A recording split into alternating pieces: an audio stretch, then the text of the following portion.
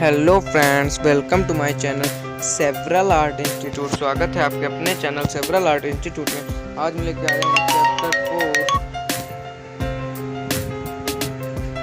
आया हूँ चैप्टर 4 भाई बहनों।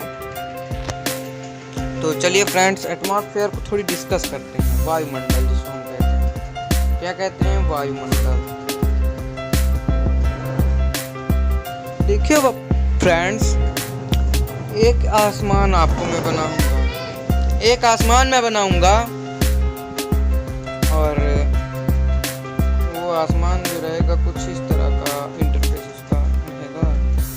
कलर तो मैं नहीं पा रहा हूँ आसमानी, पर चलिए तभी मैं आपको डिफाइन करने की कोशिश करता हूँ। चलिए ये मान लीजिए हमारा ऐसे आसमान है, ठीक, वगैरह वगैरह। मानने में क्या जाएगा, मान लो, ठीक है। ये हो गया आसमान की कश्ती में, ओके, आसमान हो गया।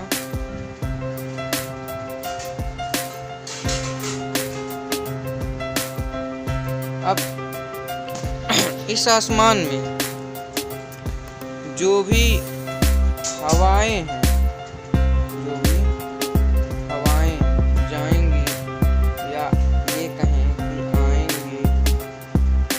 किसी भी प्रेशर में, इसमें प्रेशर में, वही एटमॉस्फेयर है। इसी से हम सांस लेते हैं भाई बहनों। और यहाँ पे जैसे सूर्य भगवान आपका बन जाएगा, सूर्य भगवान। चलिए, एटमॉस्फेयर में आपको समझा दिया। अब चलता हूँ लेट अस लर्न की ओर। और लेट अस लर्न में मैं देखूँगा कि क्या है लेटेस्ट लर्न में। तो meaning of atmosphere and it's important, वायुमंडल का जो अर्थ है उसको समझेंगे और उसके इम्पोर्टेंस, महत्वपूर्ण अंग को समझेंगे।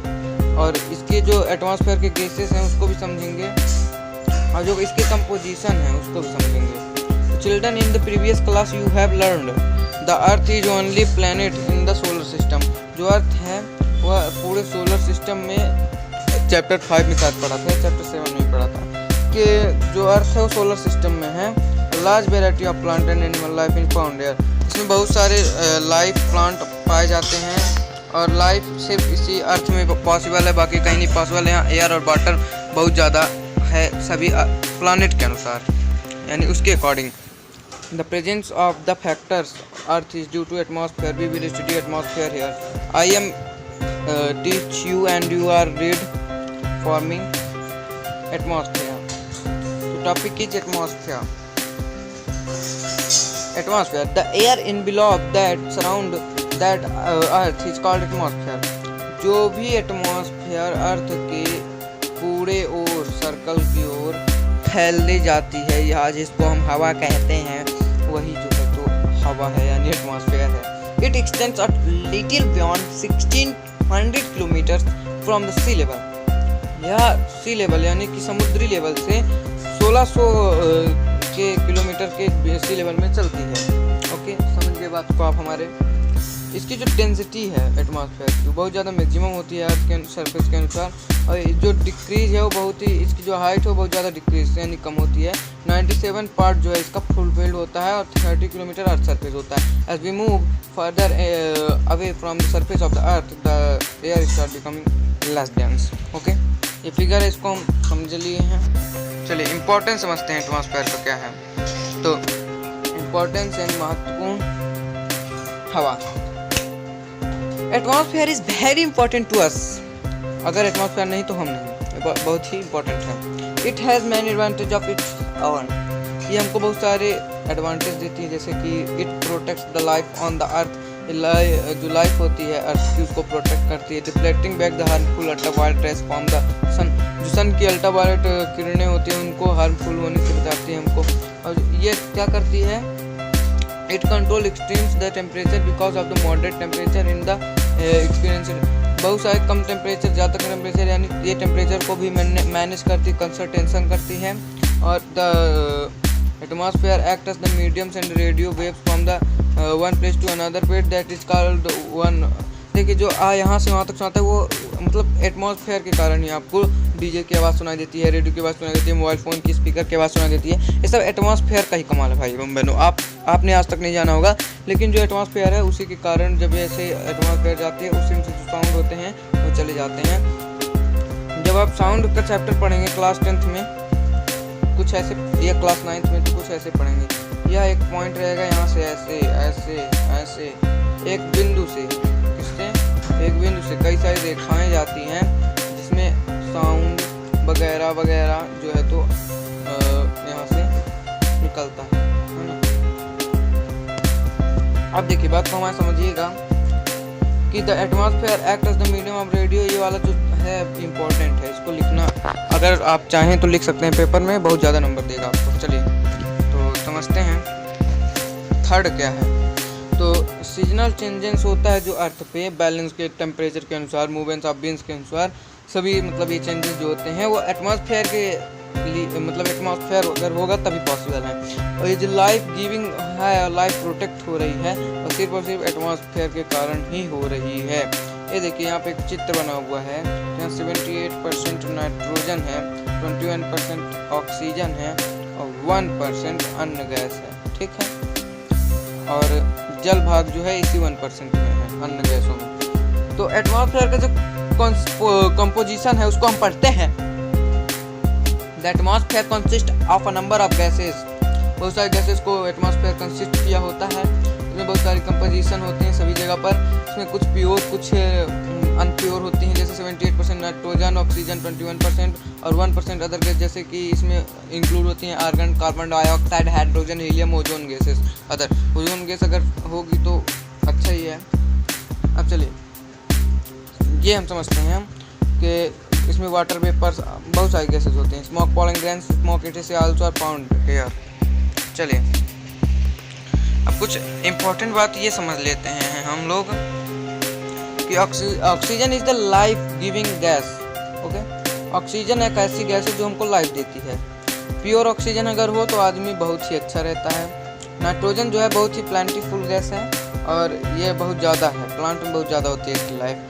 और वाटर जिसको H2O के नाम से हम जानते हैं, वह एक ऑक्सीजन और हाइड्रोजन कंबाइंस करता है। वाटर और जो कार्बन डाइऑक्साइड होते हैं बहुत ही नेसेसरी होते हैं प्लांट के ग्रो करने के लिए। Ozone gas protect us the ultraviolet from the sun. जो ओजोन गैस होती है वह सन को अल्ट्रावायलेट जो रेज है उससे बचाती है। तो इसीलिए मैं कह रहा था कि ओजोन गैस होनी चाहिए ज़्यादा मात्रा में, लेकिन ज़्यादा मात्रा इतना भी नहीं होना चाहिए कि फिर हमें प्रॉब्लम होने लगे। The air surrounding the earth is called atmosphere, very important. The atmosphere extends approximately 1600 km from the sun. ये जो ब्लू पॉइंट होते हैं ना भाई बहनों, बच्चों ये समझिएगा बेटा कि जो ब्लू पॉइंट्स होते हैं सभी चैप्टर्स के, वो एग्जाम ऑफ व्यू में बहुत ही इंपॉर्टेंट होते हैं और इंट्रेंस एग्जाम में वही आते हैं। सीधा सीधा मेरा कहना है और कुछ नहीं। Atmosphere is a mixture of different gases. Atmosphere जो होता है वो बहुत सारी गैसों का मिक्सचर होता है। The atmosphere contains nitrogen 78, oxygen 21 और 99 including both also 1% argon, carbon dioxide, H2O, helium, ozone gas, other. Okay, चलिए नेक्स्ट पेज देखने से पहले मैं एक और एटमॉस्फेरिक स्ट्रक्चर की बात कर लेता हूँ और 48 पेज नंबर है। The changes in the temperature is very altitude divide the atmosphere 5 layer। Different altitude में यानी डिफरेंट लेयर में डिफरेंट टेम्परेचर होते हैं डिफरेंट के, तो उनको 4 आधार पे बांटा गया है। मैंने बांटा है ट्रोपोस्फेयर, सॉरी मैंने नहीं बांटा है, इतिहासकारों साइंटिस्ट ने बांटा है। Stratosphere, mesosphere, thermosphere, exosphere. समझिएगा बात को। ट्रोपोस्फेयर, जाम्फेयर, समथर्मोस्फेयर। देखिए स्टेट में यानी समताय मंडल होता है, मेसोस्फेयर मध्यम मंडल होता है, थर्मोस्फेयर यानी आयन मंडल होता है, अपर मंडल जो होता है एक्सोस्फेयर होता है। चलिए अगले पेज में समझते हैं इनको ब्रीफली में। पहले ही पिक्चर को हम देख लेते हैं, इसके बाद हम समझेंगे कुछ। ओके,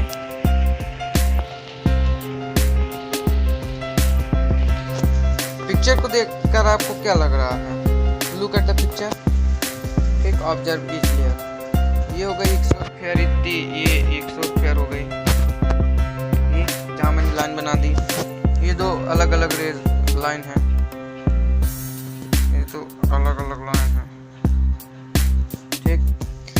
अब जो मैं डिफरेंट रेड कलर से बनाऊंगा वो आपकी कौन सी होगी, वो होगी मेसोस्फीयर। ठीक, अभी ब्लू में एक्सोस्फीयर था, मेसोस्फीयर बनाया हूँ। अब जो लाइन बनाऊंगा भाई बहनों पिंक का कलर में, वह होगी ओजोन लेयर। ओके, इसके बाद जो लाइंस में बनाऊंगा, देखो यहाँ पे मैं समझ आता हूँ तुमको, ये लोअर लेयर हो गया, ये थर्मोस्फीयर, ये थर्मोस्फीयर, यहाँ ये जो गई है थर्मोस्फीयर हो गया। ठीक, ये मेटर्स हो गया, ये नॉन मेटर्स, यहाँ पे ही ओजोन लेयर पाई जाती है। समझिएगा बात को हमारे, ये यहाँ से जितनी होती हैं आपकी,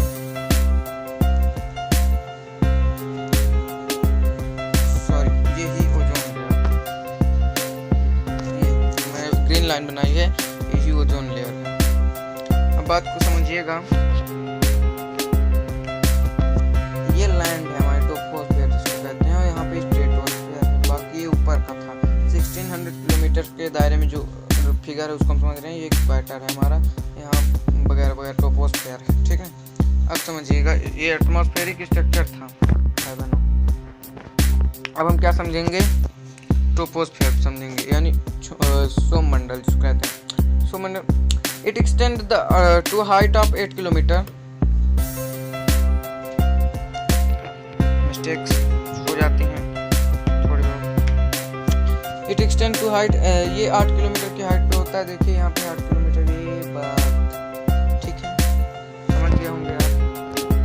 ठीक है, और ये 18 किलोमीटर इसका जो इक्वेटर होता है, डस्ट पार्टिकल, वाटर वेपर, ये सब होते हैं। ठीक ना, जैसे ये यहाँ से यहाँ तक, ओके, ये यहाँ से यहाँ तक, ओके।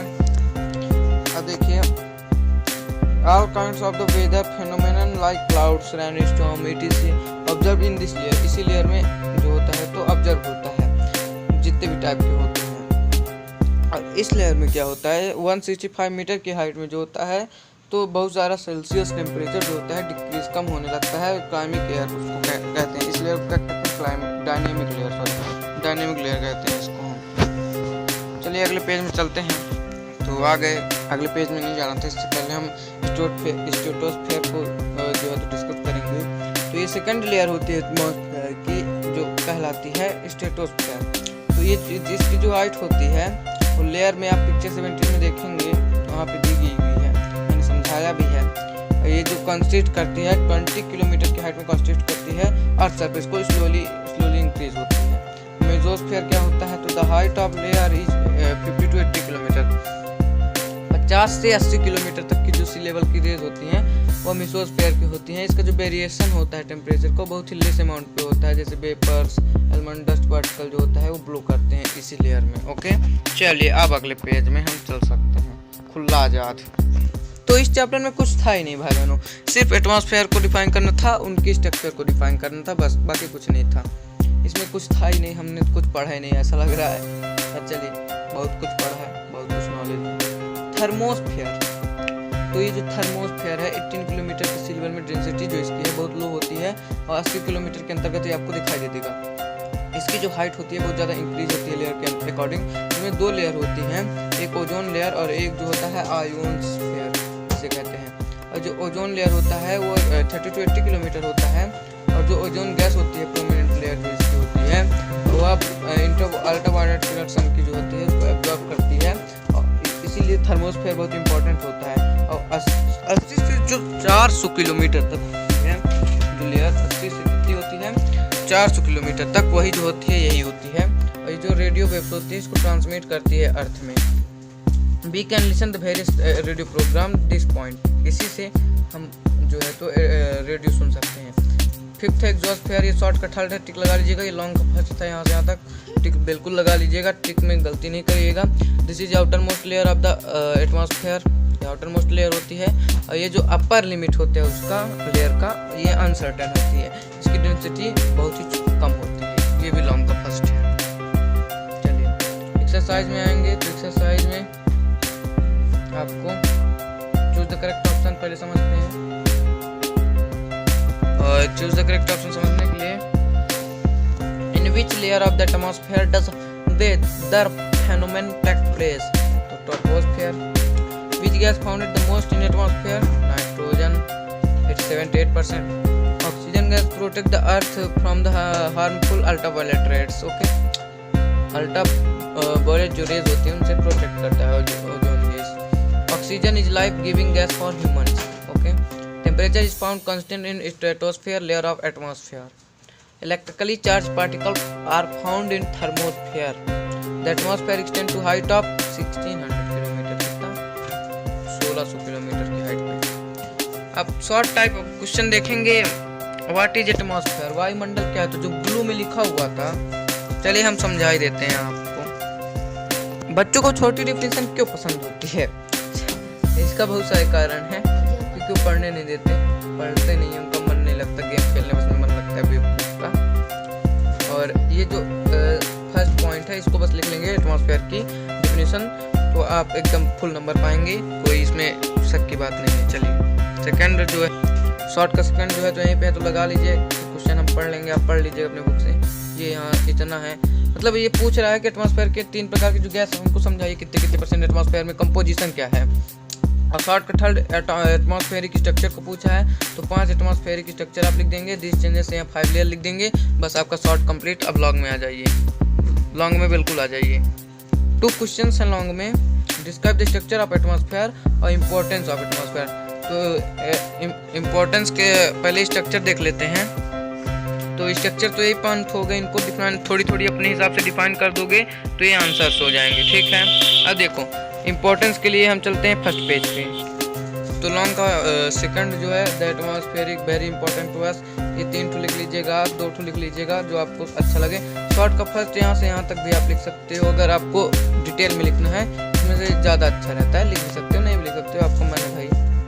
चलिए, तो यहाँ से जो हमारा चैप्टर है वो क्या होता है, द एंड होता है. क्या होता है भाई बहनों, द एंड होता है. Thanks for watching. हमारे चैनल को लाइक करें, सब्सक्राइब करें, कमेंट करें, और अगर आप पहली बार हैं तो ज़रूर सब्सक्राइब करें, क्योंकि जानते हैं अगर सब्सक्राइब नहीं होगा तो जो भी वीडियो आएंगी जो भी सब्जेक्ट की वो आपको मिलेंगी नहीं, आप पढ़ नहीं पाओगे तो एग्जाम में नंबर नहीं आएंगे तो आपको चॉकलेट नहीं मिलेगा. सिंपल सी बात. तो आप बिल्कुल सेवरल आर्ट को सब्सक्राइब करिए, लाइक करिए और एक अच्छा कमेंट करिए, और पढ़िए लिखिए, टॉपर बनिए. पढ़ाई में फात सेवरल आर्ट. जय हिंद. पढ़ाई में हैं हम फास्ट जी, क्योंकि हम हैं सेवरल आर्ट जी. Several art.